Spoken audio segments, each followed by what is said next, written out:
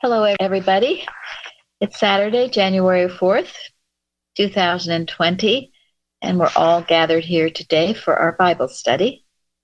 And we are recording from the Plainfield Christian Science Church Independent, Plainfield, New Jersey, the United States of America, and we welcome you all in. And this morning, we have Mike as our moderator. Thank you, and good morning. So I shall read the quote. Nehemiah, being the last of the prophets, was called by the Jews, quote, the seal of the prophets, unquote. How beautifully this applies to our teacher. She is to us the seal of the discoverers of truth. Jesus came and demonstrated how the truth was to make man perfect right here. The object of his life work after a few centuries seemed to have been lost. And only a glimmer of light was seen here and there until one was brought forth who rediscovered the glorious and infinitely perfect significance of our Master's life work. She has realized for us all how he was most truly, quote, the way, the truth, and the life, unquote.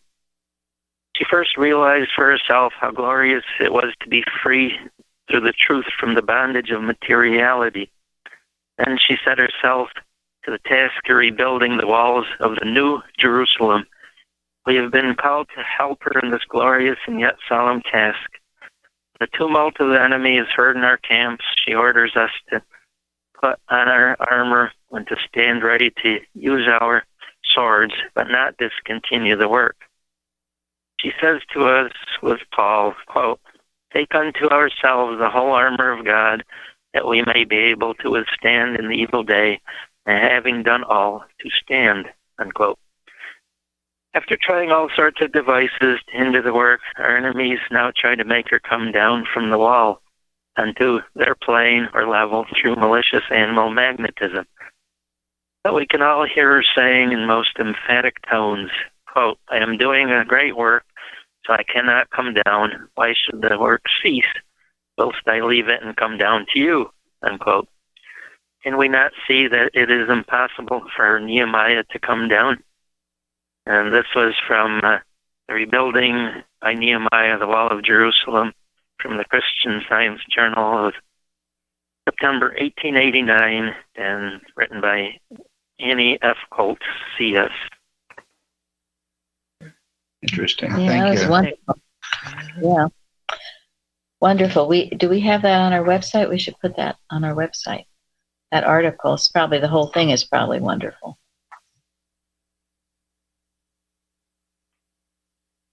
And, you know, this is the battle call. This is what should always be going on. Never should have stopped. Tool in one hand working and a weapon in the other. And this story of the building of the wall was one that was taught often in this church during the law case, because the lessons in it were things that we had to apply to ourselves individually and collectively. And as was the story of Gideon's band, two very important, helpful, instructive biblical stories. And it holds true for today now. It's very sad that the Bible stories, people say they're no longer relevant. Well, maybe if you're not doing anything for God, they're no longer relevant. But when you are, they are extremely relevant and life-saving instruction. And in reality, anybody who isn't doing anything for God isn't living anyway. I mean, God put us here to do something useful. Absolutely. So it is indeed relevant to all of us. But it's a lesson in handling animal magnetism, isn't it? Mm-hmm. Sure. It seems to be a continuum. It's like from history to now, it's the same liar always trying to, discourage and so on. So it continues, and we have to continue to stand. That's it. Yeah, there's always going to be something to try to distract you, me, us, doing what God has for us to do. And in meeting these distractions, it only makes us stronger in God's work. And if you always see it, no matter what is going on, if you always see it as an attack on your work for God and impersonalize it, that's how you handle it. And that is what will keep you going, because it comes as personal problems. It will come as some personal thing. And then if you take it personally and think you're having this personal unhealed problem, it'll just flip you out. If you see it as something coming to stop the work, and you handle it impersonally and saying that the H you say, I'm not stopping my work for God, it will disappear, diminish, and or disappear into its native nothingness. We here have proved this over and over again. And it's why we're here. It's also why there are so few here. Because when it comes, it roars like a lion. I mean, through the law case, all the things that were thrown at us mentally, physically, emotionally. And, we could, this doesn't really have anything to do with the law case or anything else. This is just horrible. Our little 2-year-old granddaughter now say, this is horrible. and that's about it. It's horrible. So impersonalize it. And those of us left standing were able to do it in some miraculous way, which is why and it's the only reason why we're still here. Because it just flips you out so fast and so hard. And you look at what it did to Mrs. Eddy. My goodness, her whole family was removed from her children, her one child, her mother, everything she loved, her husband, and then everybody deserted her. She had one thing after the next. And that's why when anyone complains about what's coming at them, I just say, well, look what happened to her. Look what happened to Christ Jesus. We just better put a finger over our lip, put our heads down, and just keep walking. Because it's nothing compared to what others, especially those two, suffered. So stop your bellyache. Yes, my father used to tell me that often. And after she lost so much, after so much was removed from her, who was it who was telling her to come down off the wall? It was her sister. It was her students. It was family, friends, so-called. It was the people closest to her. And that's how it is for us. It will be the people closest to us who will try to keep us from answering God's call to do what he has for us to do. In Watch's Prayers Arguments, Mrs. Eddy says, this is not my pain or error. This is an attack on my Christ. And that is so helpful to make you realize it's not personal. Thank you. Absolutely. Whether it calls itself pain, whether it calls itself relationship problems, other types of physical problems, financial problems, and personalize it and keep going. Wouldn't Era like to have us all just flipped out and nobody left to do the work? It'll come right before. People have told me it'll come before you have a watch to do. Phones will ring, people will come over, you're suddenly not feeling well, your family needs help with something, all your pipes break in the house. I mean, you name it, it'll happen. Your son starts screaming at you. Yeah. Your son starts screaming at you. Mm-hmm. Impersonalize it. It's coming tailor-made to you to get you to stop this work. And if you don't, the problem will disappear, because that's the only purpose. What does Mrs. Eddy say? Era is neither what? Or it's not. Neither person, place, nor thing. Yes. Remember, it might wear a face, it might seem like a place, or it might seem like a thing, but it is always behind the mask is animal magnetism. It's like the Wizard of Oz. Puts on a good front, but there's nothing behind it. Yeah, it's just a little man hiding behind a screen or something who was just poofing and puffing and getting everyone thinking it was something real and horrible.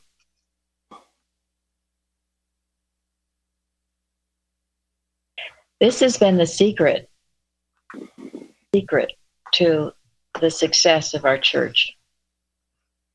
It's because we've been able to do this. We were trained to do it many years ago.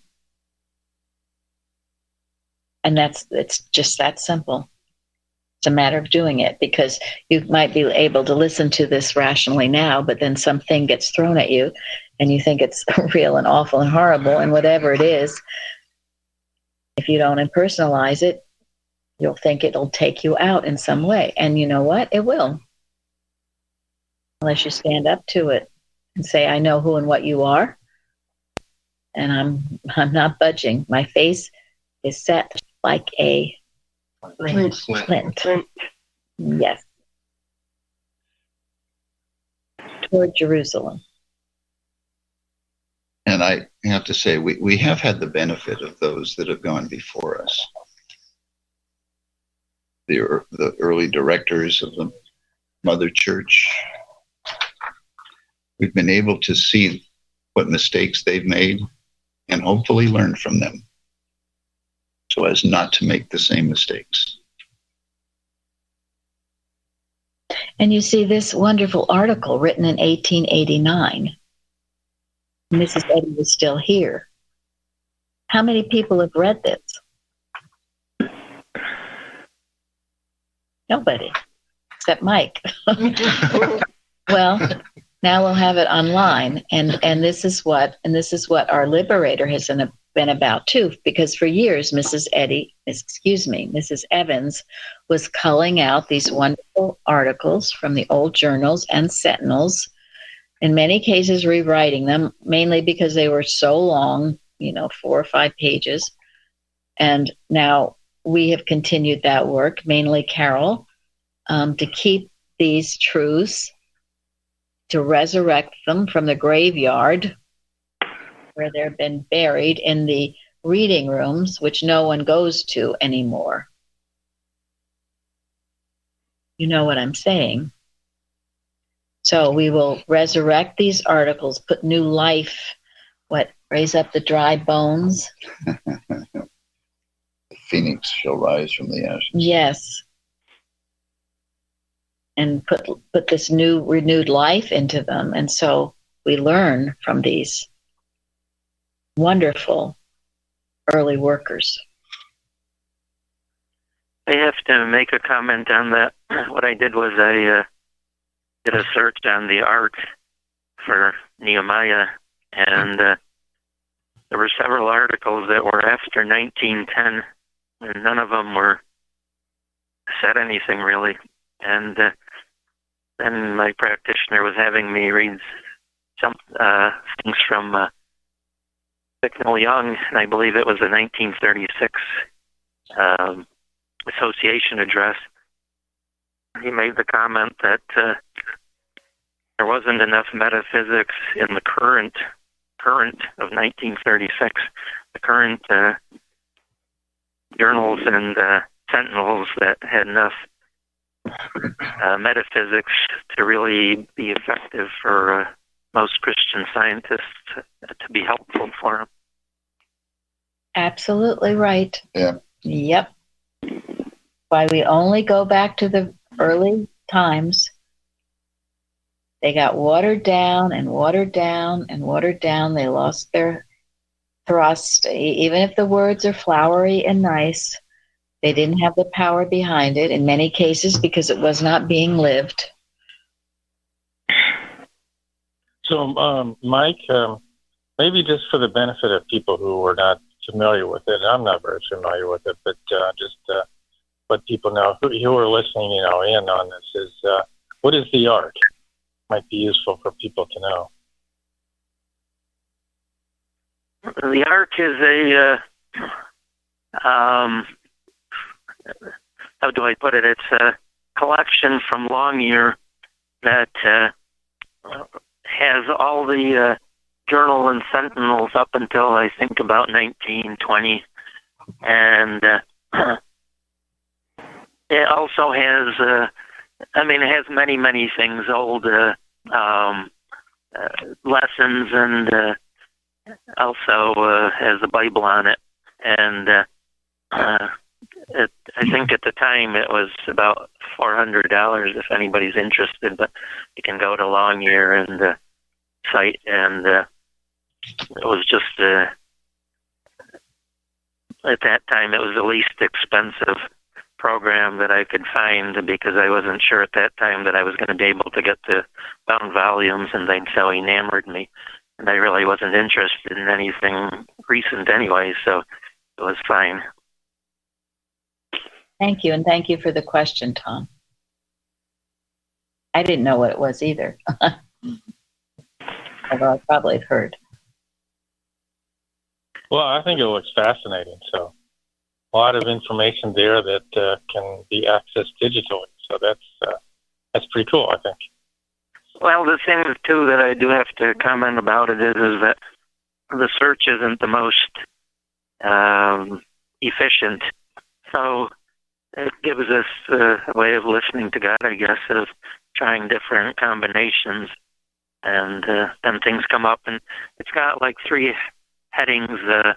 You can search or not search the Bible, Mrs. Eddy's works, which would be all of the official works, so prose works, science and health, the scriptures and the manual and such, and then the periodicals.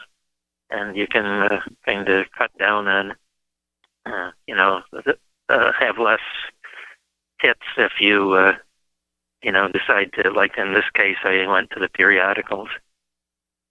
So it's like a concordance to all of those things. Thank you. That's exactly what it's not only a concordance, but it also, then you can find, you can directly go, and then you can email and print and whatever you want to do off of it. And it cost $400? I believe that's what I believe it was at the time. So is it online or is it a DVD? Well, actually, it's both. If it's online, you can get a password and etc. You type in, whatever username, password, but you also get a little flash drive. So if you're in a place where there isn't any internet access, you can still do your search. I guess everything's on that flash drive. It's wonderful. Amazing. I think I'm sorry, go ahead. I was just going to say, and it's actually interesting because I did talk to Longyear about it, and they do allow you to share it with people. I'm not sure that it's Longyear who put it together, because it does say that our publication LLC is not affiliated with the First Church of Christ Scientists in Boston, Massachusetts, or the Christian Science Publishing Society. So I'm not sure if they're selling it through Longyear or not, but it does say clearly that it is not affiliated with Boston. Well, it is a little confusing. I mean, it says that you're right, and it says also you can purchase it from Biblos Foundation and Longyear Museum, but those links are broken, so I'm not sure what this means. Anyway, but it's kind of interesting. Well, thank you for explaining what the ark is. Thank you. Yeah. So, are there any other comments? And well, thank you for that question. It didn't even occur to me that might be an issue. Any other comments about the quote or anything, or shall we go on?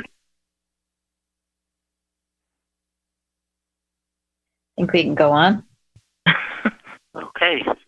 So the topic is Nehemiah and God's governance Bible readings were Nehemiah chapters 1 through 13. And the first question, I think we'll break this down. Who was Nehemiah and what was his relationship to other Xerxes, hopefully I said that right, Sanballat, Tobiah, Eliashib, and Ezra. So who was Nehemiah?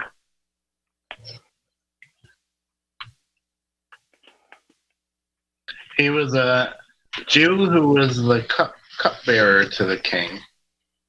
And I looked up what a cupbearer was because when we previously had done Nehemiah, I thought it was kind of a lame position. But it turns out that on account of constant fear of plots and intrigues, the person must be regarded as thoroughly trustworthy to hold the position.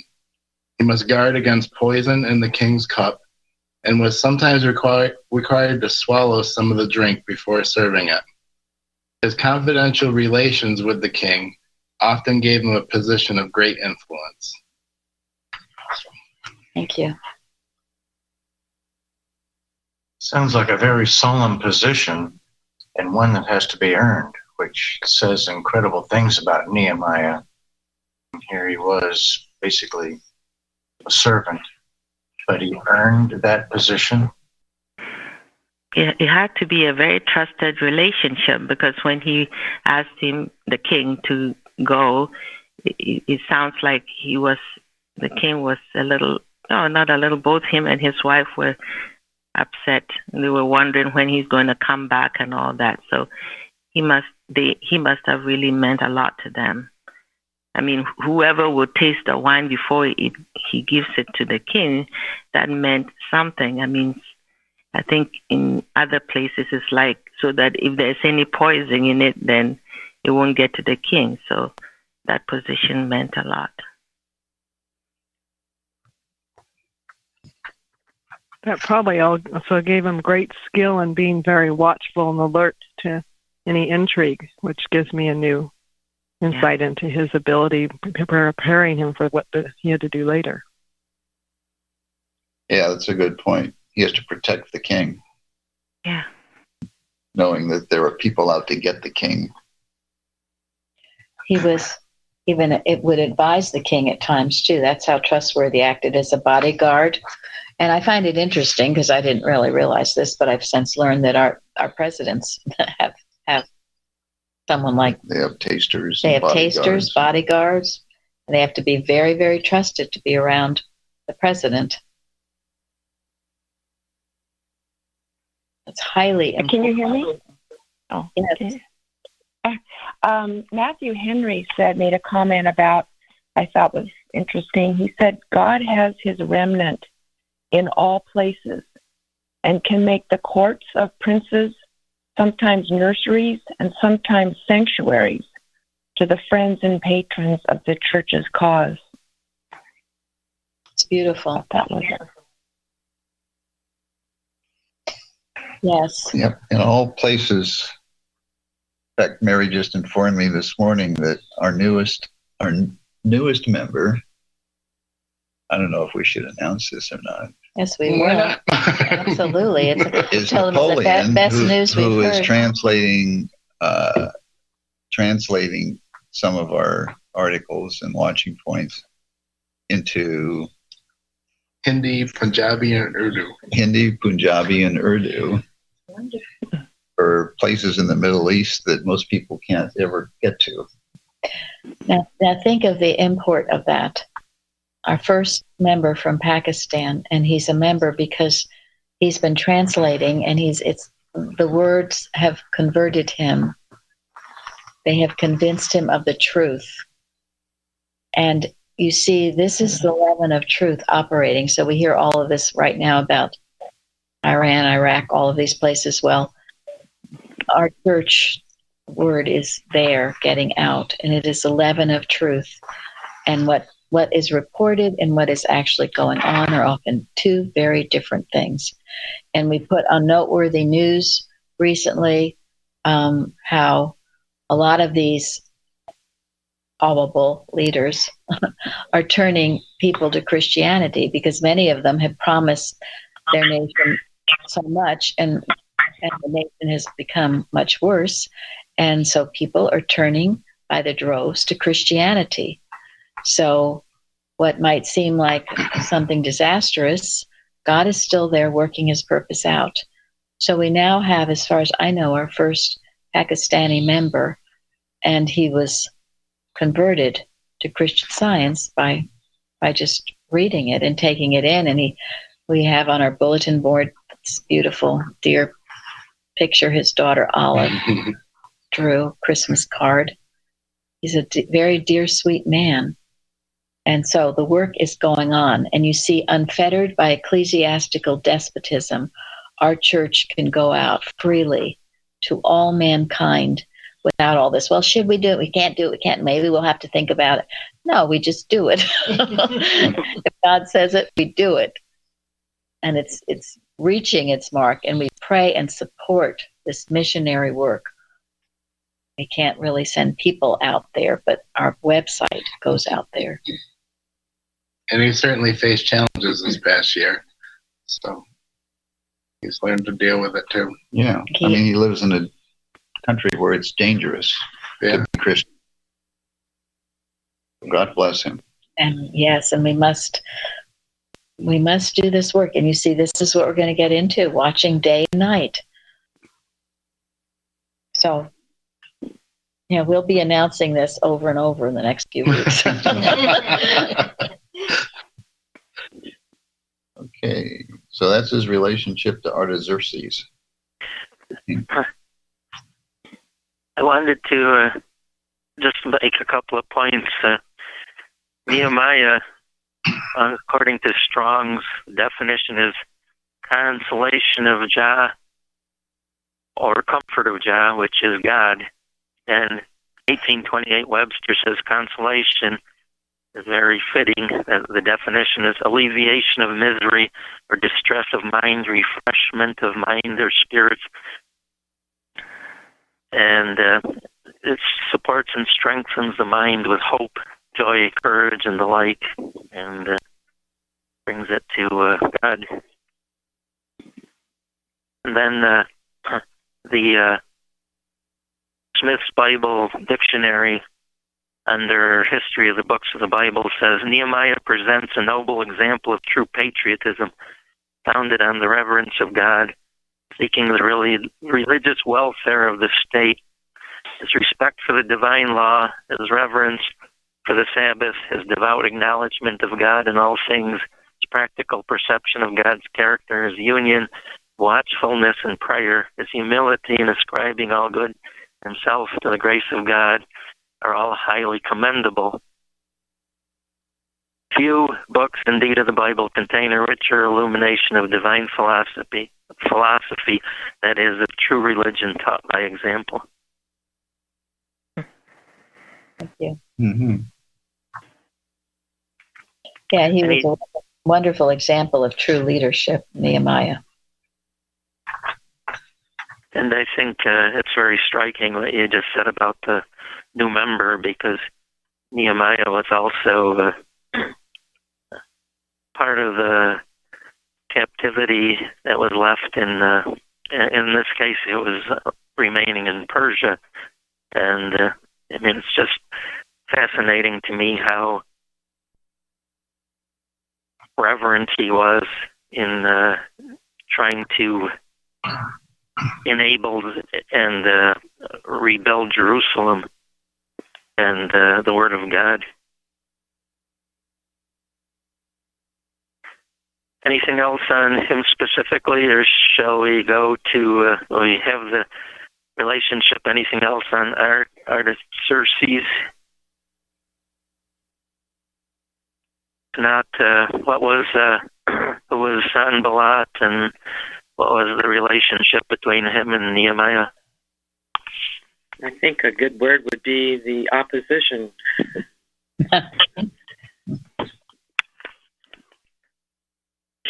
Well, they were regional governors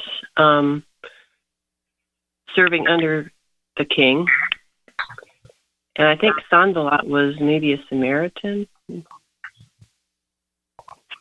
Thank you. Yeah, I think he was the governor of the region where Jerusalem was, right? And he was not fond of the Jews. It shows the prayerful work that was done by Nehemiah to have the king sympathetic to him. He was, of course, very trustworthy, yes, but he was also sympathetic, wasn't he? Let him go and build the wall. And he... let him have timber from his forest. Yes, yeah, he was. Well, he even just realized that Nehemiah was sad. He did. And I read where that was unlawful to go before the king with a sad countenance.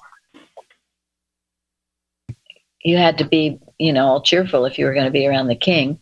So, yeah. But you see, when you were in the right mind, you were doing the right thing, and your prayer is unselfish and unceasing, it will change the environment around you. Even where you could have a king it could be off with your head. It wasn't that way at all with this. That's true with Ezra as well. So, yes, but then you have these regional governors, thank you, Elizabeth, who did not like him. And they were, thank you, Betty, the opposition. And I think, it was envy and jealousy partly that motivated him. Yes. I think that's such a key, because every time I had read it, I didn't realize that they were actually serving the same king. And the Persian Empire ranged from the Indus River, I think, not quite into India, but from the border of India all the way to Libya, and then definitely both Jerusalem and Samaria were part of that empire. So they should have been on the same side of the fence. They shouldn't have been fighting each other. I think fighting was a way of life in those days. Unfortunately, in these days also. Yeah, evidently, I guess it's a reoccurring. It's the human mind. So anyway, that explains why Nehemiah went around and inspected the damage at night, but he was awake. Because he knew that Sanballat and others were not going to be happy about fixing Jerusalem.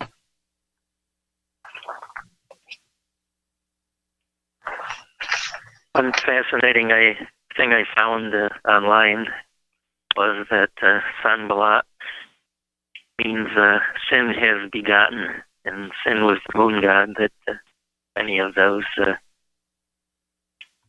outside of the Jewish population worship. Yeah, I read his name meant enemy in secret. And also, I guess it was Tobias that he had taken over the storerooms of the temple for his own use. So obviously they were doing things, for their own purposes to the temple there. So, we'll get into more detail as we go on as to what these people did and why. But anybody else on this? Well, I wanted to mention, I'm going to go out on a limb, but this made me really think about Mrs. Eddy's church, because it really was burned down after she left. And in this, I found that the temple had been rebuilt, but they never rebuilt the wall. And the wall was the fortification. And without the wall, corruption and all these problems were just flowing in and out. And so by building this wall, to me, it's like what the church is doing here at Plainfield Independent, teaching how to handle animal magnetism and building that wall and fortifying. But the interesting thing is, it wasn't until chapter 13, the last chapter, that actually he went in he was rebuking, purifying, and cleansing all throughout. But he went in then to the temple and had it cleaned out and cleansed very thoroughly. And, there's always this talk, about trying to keep this Boston model. But to me, this is a indication that, the cleansing, you have to rebuild the wall, and the cleansing then takes place. And the people that weren't fit, he even says somewhere, and I don't have the quote now in front of me, but if they weren't going to be fit, they weren't going to stay. Yeah. Yeah, and it's interesting because we still get things like, well, why separated? We separated ourselves. Excuse me, we were excommunicated. Please remember this. I mean, we got to work within, we got to build it up from within. We were excommunicated. Remember that, all right? We did not separate ourselves from them. They kicked us out. We did not seek this. We didn't, and it's the greatest thing that ever could have happened to us.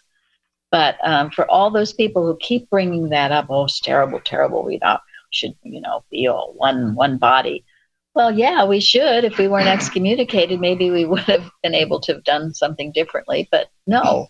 So that being the case, and I also read something very interesting in 400 Beacon Street, which is a big book about the 3 years Mrs. Eddy stayed at Chestnut Hill. And we know that there were two of her secretaries at Chestnut Hill who were on the board of directors later on that during the litigation who kicked Eustace out and who supported who took over the independent trust for the publishing that Mrs. Eddy set up in violation of what Mrs. Eddy set up for the independence of publishing. One of them was Adam Dickey, and one of them was William Rathbone. Now, in reading this, and I never read this before, when Adam Dickey first came to work at Mrs. Eddy's home, he was originally sent home and said there's no way he could ever work in Mrs. Eddy's home. It would take years before to train him properly. But then he was asked to come back. Now, William Rathbone, so far I haven't read much about, but it also said that the two of them were considered what they call the new guard because neither one of them had been taught by Mrs. Eddy. All the rest had been. Calvin Fry, all them all that worked in her home. They'd all been taught by Mrs. Eddy. Adam Dickey and William Rathbone had not. And then also, Jeremy, what was the story that you were going to share about this? The lady that gave us the tour of Chestnut Hill, she passed on a lot of stories while we were there. And one of the things she said was that Calvin Fry had to talk to Adam Dickey and William Rathbone and tell them that there is no difference between what is good for Mrs. Eddy and what is good for the cause of Christian Science. And Adam Dickey and William Rathbone thought that was wrong, that there could not be, that it couldn't be the same. That it wasn't one and the same. This speaks volumes to me about their personal sense of Mrs. Eddy and why things started to go downward. And she probably knew about Adam Dickey. I don't know what it was that she changed her mind, but it was clearly stated. She said it would take years before he was ready. I think the male chauvinism, the male, I know more than this little woman does. And it started there. And so it has continued. But it's good to know these things because we can be wiser for it. So might be helpful, I think interesting that in that huge writing that William Wyman Johnson did on the history of Christian Science, buried somewhere in there is about how people were trying to find a new way of healing and dispensing with what they had been taught earlier. Thank you. Yes. And thus came up with New Age. Yeah. That's why Mrs. Eddy warns in the textbook that if anybody tries to climb the hill any other way, they will fail. That there is only one way to practice Christian Science. And they're a thief. They're a thief, yes. And they are if they try. That was a wonderful presentation that Linda gave. And what happened in chapter 13 of Nehemiah was that he'd actually been gone for 12 years. And he came back and had found all this backsliding. So when he had left, obviously Tobiah wasn't living in the storehouse of the temple. But there was this whole thing about the directors and such. I think this is a perfect place to discuss who Eliashib was and his relationship to all these people. I can do a little bit on that, and people can fill in. Eliashib was the high priest, and one of his grandchildren was married to Sanballat's offspring, and he was actually the one that allowed, he actually gave the storehouse for Tobiah's use.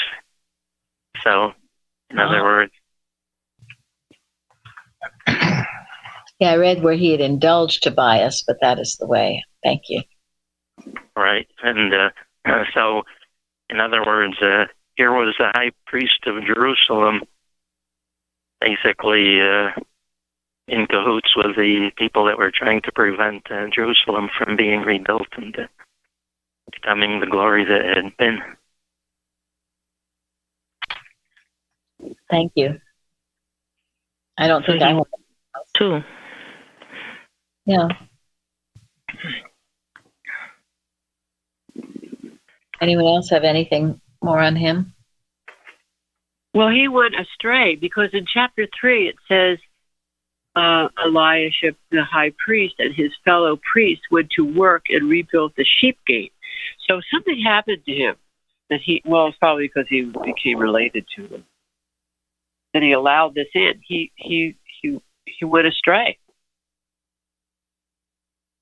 Thank you. As did so many. It's the pressure of animal magnetism. That's why you have to have your face set like a flint. Yeah. And here's family again. I'm sorry. There's family comes up again. Yeah, family relationship. Yep. Protect your family. He had an important position in the organization, and he let family influence overrule God's influence. So animal magnetism in the form of family relationship. So yes. Yep. Yep. And he was probably doing it to quote, keep the peace, right? Didn't want to rock the boat. Well, either that or he was doing it to make money off of the situation. Yeah, It's usually one or the other. Or both. Or both. Right. Yeah. I'm sure it was both because, this is what fascinates me is that actually, in one sense, Eliashib should have been above Nehemiah being the high priest. But the fascinating thing is that Nehemiah had the backing of the king of Persia. So that really helped out in the situation.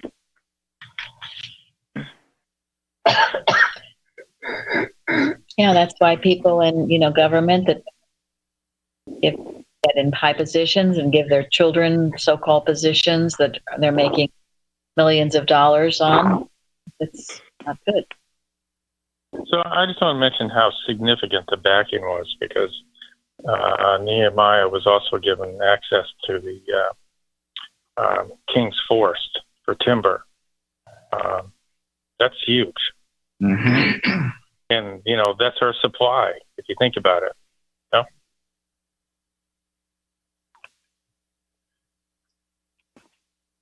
I did kind of make... Sorry, go ahead. I was just agreeing. Okay.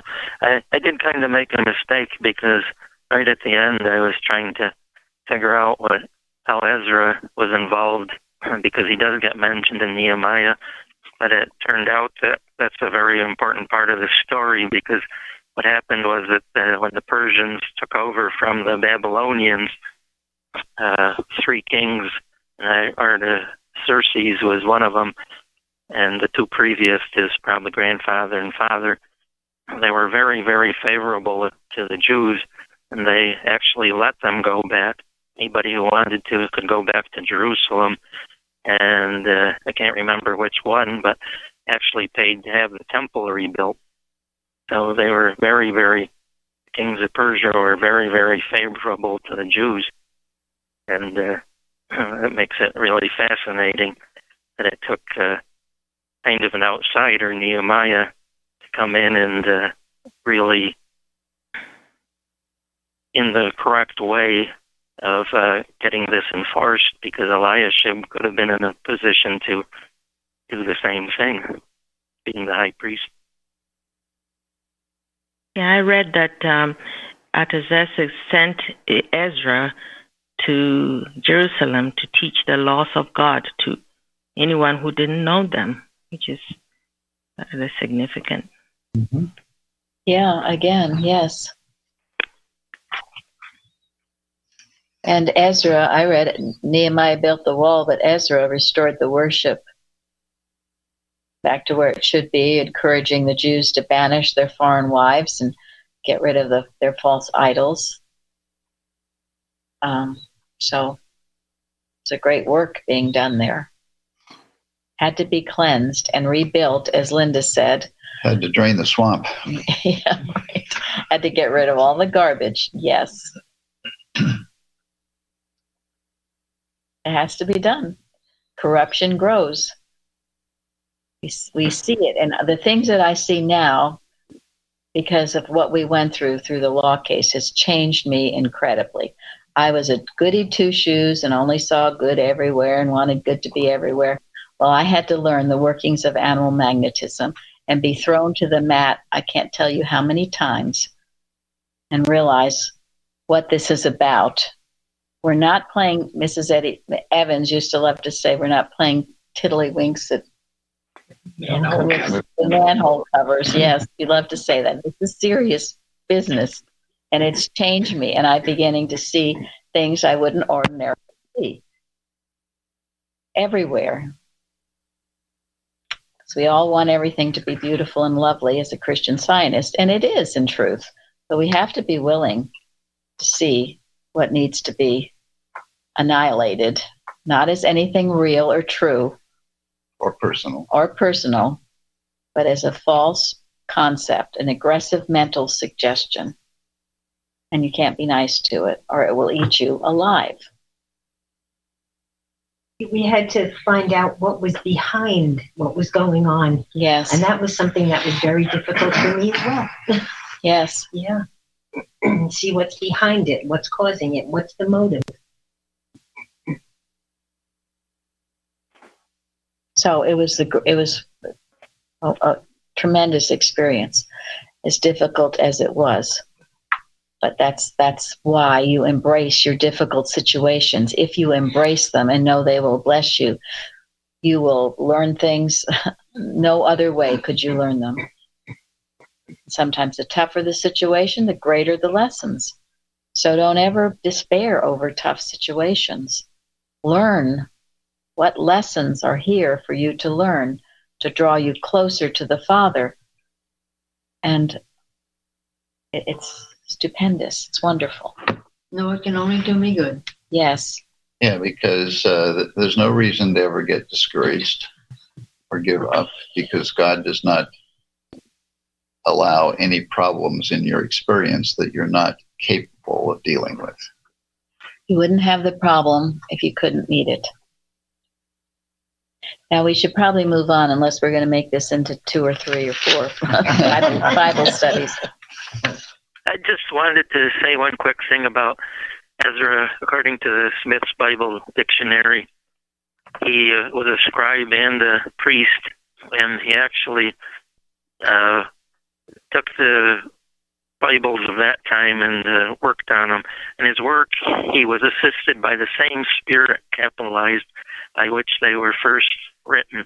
So in other words, he took out the mistakes and rewrote them to where they were supposed to be originally. Good. Okay. was inspired.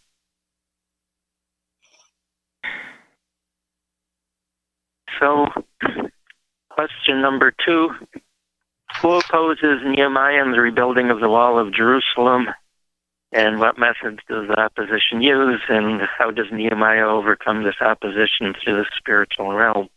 And there is a bunch of different ones that were kind of listed. But if anybody has any favorites or questions on any of them, or feel free to name one, and we can start with that. Well, we can take them. I mean, they're very important because, as we talked about originally, the workings of animal magnetism.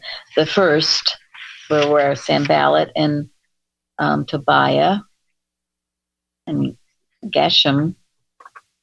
What is this thing that you were doing? Will you rebel against the king? What is that? It's a form of belittling and ridicule. It's making you feel like, you're so stupid. What are you doing up there? I think the strongest thing to me is to make your purpose something not worthwhile, to really bring it down. What is this that you're doing? Thank you. You crazy, Yes, like they did to Noah. Another form of thought crime, isn't it? Imputing to him a motive that is true of themselves. Thank you. Right? Scorning, belittling, yes. Now, certainly that happened to us during the law case. What the heck are you, little church? What are you doing? Just shut up and sit down. Right. We were renegades. We didn't know the science. Couldn't call ourselves Christian Scientists. Hello. And at the time, it was horrible. I quote Amy, it was horrible. Anyway, it did seem very fearsome and horrible. Yes, and you begin to wonder and second guess yourself, or you've got to. Mrs. Evans was always so strong in that truth. Now, I say it can happen collectively, but you can have this happen. Someone can do it to you individually, or you can do it to yourself. Who am I? I think the whole thing about using the word rebel against, or the term rebel against the king, I mean, that accuses them, or Nehemiah, as you in Plainfield of being traitors. And that's, so that's really serious stuff. And that's exactly why they're doing it, because it really puts your legs out from under you. That's exactly right. It's serious stuff, serious accusation. And remember, go ahead. It can come as a collectively, as a group, as it did to us. It can come where someone tells you individually, "What the hell? Why are you a member of this church? What are you doing?" Or it can come as your own thought. What am I doing? What am I doing here? Jeremy? Also, it's the kind of thing that's difficult to defend against. Nehemiah had to go the whole distance to show that he was not going against the king. Just to say, "Oh no, I'm not doing that," would not have been enough anyway.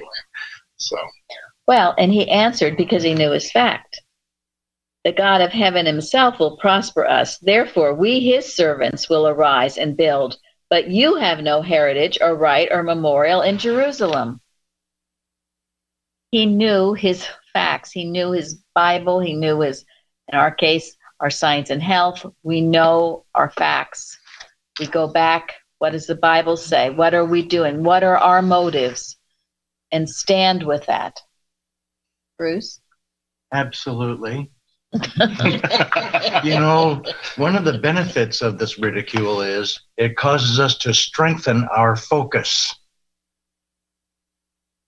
I think we had talked about Noah, who got ridiculed, and it took 40 or 50 years to build his ark. Yes. And he withstood the ridicule all those days, and yet he was the one who was saved. Yes. So that's one of the tricks of error, to ridicule, belittle, Well, the result of that is it strengthens our focus on what is true. That's very good. It does. It's a purification process. When you get hammered like that, you got to really examine yourself. Where are you coming from? What are your motives? And if they are personal or selfish, or you will get spun out easily, just like Gideon's band. Fewer and fewer were left to do the work. So this should actually be very encouraging. We've all experienced ridicule. And if you have, be encouraged. You know, you must be doing something well or right. You know, because the devil leaves a dead person alone. Thank you, yes. So be encouraged if you're experiencing ridicule. This can be used in a step Godward to make you stronger, purer, and better in what your purpose is. Thank you. There's a prayer here when he says in chapter 4, this is Nehemiah, hear us, O God, for we are despised. Turn their insults back on their own heads. That made me think of Mrs. Eddy and what we've learned here. You always turn it back and let God do it. Yes. It goes right back on itself. Yes, it goes back on itself and destroys itself with accelerated force. That's a prayer we've learned to use. Every day. Every day. Thank you very much, Shardy. Good point. And individually, the thoughts that come, oh, you're no good, I don't understand science, I will never, this is too much, you know, you will never be able to do this. It's these little subtle wicked thoughts that come, and always to turn it back. God didn't say it anyway. Thank you very much. And this is a tactic of the human mind, because we see it in spades today, don't we? It is. It is. It's gone on. It'll continue. It's a tactic of the human mind. Yes. And if you react, then you're dead meat. But if you stay strong, you can't touch it. That's right. Reaction is the bridge over which animal magnetism comes. So if you react, it shows that there's something in you, that, you know, pride or whatever. Oh, what are you saying to me? And rah, rah, rah, rah. And you set the battle in array. But Nehemiah was too smart for any of that. He came back strong and hard with, we are servants of God, and this is an important mission, and we will not be deterred from it. And yeah, it goes back on you and will destroy you if you persist. Because Nehemiah brought God back into the picture. Now the accusations that come are accusing your own personal inabilities. You don't understand. You're not able. You're just small. Well, if I'm just a little mortal, that may be true. However, there is one who is able. And the one that is able is Almighty God himself. And our position in the whole picture is his servant. Therefore, I can do all things through Christ, which strengtheneth me. So I will not listen to these personal accusations about our inabilities, because the one who is able is with us. Thank you very much. You see how this purifies and as Bruce says, strengthens you. It turns you more and more to God. That's why blessed are ye when men shall revile you. Yes. And persecute you. For my sake. I like it where Frank Mason has written about Jesus and said that one thing that Jesus never let anything come between him and God. Right.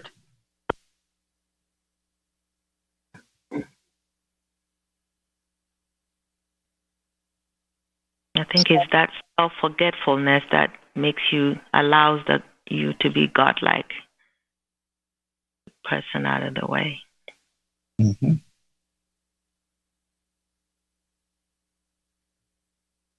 And anyone, as Bruce mentioned, if you're going to be in this work, it's going to happen. Sooner or later, these things will happen to you if you're really working. as he said, arrow doesn't shoot a dead man. And it'll probably be sooner. Probably be sooner, yeah. And most of you have already experienced it. So it's all right. And remember, it's not person, place, or thing. It's just a mask. And behind the mask is animal magnetism. If you handle it like that, you'll be fine. If you see it as your son or your husband or your friend or a certain place you don't like or whatever you think, you've made a reality of it. And you'll continue having the problem till you learn the lesson. Now it's 11 o'clock, and I don't know whether we can finish this in another session, unless you want to go on and go overtime. Well, we've covered a lot. Any more methods anybody wants to talk about? Well, these other methods are important ones. We should go over them, if not today. I hope we have another Bible study because there's so much. Okay, all right. Well, let's leave it at that then. Mike, we'll pick it up again in a couple weeks or whenever. This deserves more than one Bible study. So figure out something. Yeah, we just barely scratched the surface. We just got started. Just got started with Nehemiah. So thank you very much, Mike. Yeah, thanks, Mike. Thank you. Thank you, Mike. Thank you. Thank you. Can I say one thing real quick here? And that's the point that Shardy brought up is so important, because I never noticed that in Nehemiah until I'd heard that being discussed in our roundtables or Bible studies about the error being turned back upon the one spreading it. And then when I saw it in Nehemiah, it's like, oh my gosh, this is worthy of a good Bible study. Truly, it is. Absolutely. So thank you, everybody. Thank you, Plainfield, for all this wonderful information. Well, thank you. Thank you. Thank you all. Thank you. Thank you. Thank you. Thank you.